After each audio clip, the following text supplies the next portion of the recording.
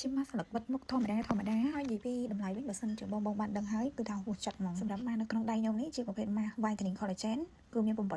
ដែលពណ៌មួយហ្នឹងគឺទៅតាមប្រភេទស្បែកមុខបងប្អូនគ្នាសម្រាប់បងប្អូនគ្នាជ្រើសរើសដូចជាជួយបិទតឹងស្បែកមុខសម្រាប់មុខមុន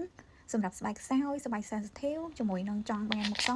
ចាជួយទប់ស្កាត់អាចជួយជាប់សម្រាប់ស្បែកស្ងួតក៏មានដែរណាម៉ាមិនប្រកាសថាតម្លៃធូរថ្លៃហើយអត់មានគុណភាពទេសំខាន់បងប្អូនគ្នាចេះជ្រើសរើសម៉ាដែលត្រូវទៅតាមប្រភេទស្បែកមុខផងបងនិយាយពីថាម៉ានេះអត់ចាំបាច់ទុកយូរម៉ាដូចម៉ាដតៃទេបងទុកតែថា20នាទីគឺបកម៉ាចេញទៅសាច់មុខយើងឡើងទន់ហើយភ្លឺថ្លាហ្មងបងឃើញម៉ា2ជាន់អញ្ចឹងទីថាពិបាកបិទទេបងហើយសាច់ម៉ាវិញគឺទន់ហើយនឹងលក្ខណៈថាចេញមកទន់ហើយស្ដើងណាពេលបិទទៅគឺសឹងតែអត់ដឹងថាយើងកំពុងបិទម៉ាផងម៉ាដែលខ្ញុំកំពុងតែបិទនេះគឺជាប្រភេទម៉ាមួយនៅក្នុងចំណោម8ពណ៌ចាឈ្មោះវា Whitening Collagen ពណ៌កាឈូកខ្ញុំជ្រើសយកម៉ាពណ៌នេះយកមកបិទដោយសារតែធម្មតាពេលអាយុយើងច្រើនទៅស្បែកមុខយើងជាធ្លាក់អញ្ចឹងយើងត្រូវការម៉ាណាដែលជំនួយស្បែកមុខយើងឲ្យតឹងណែនក្មេងជាងវ័យបន្ថែម collagen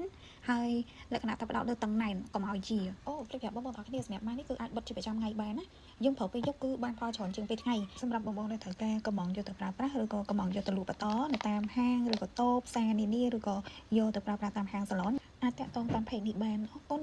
បន្ទាប់ពីបិទម៉ាស់ហើយចាំ make up តិចតួចទៅកប់សេរីទៅហើយចាពេលដែលយើងបិទម៉ាស់ហើយយើងត្រូវការ make up អីចេញទៅក្រៅតិចតួចអញ្ចឹងណាហ្នឹងហើយ make up យើងឆាប់ចូលឲ្យម៉ត់ល្អទៀតព្រោះដោយសារអីយើងបិទម៉ាស់មុននឹង make up ហ្នឹងដើម្បីជួយឲ្យវាមានសំណើមចាជួយឲ្យគល់ហូមរបស់យើងហ្នឹងរៀងរួមទូជាងមុនលក្ខណៈថាបតឹងស្បែកហើយការ make up របស់យើងហ្នឹងក៏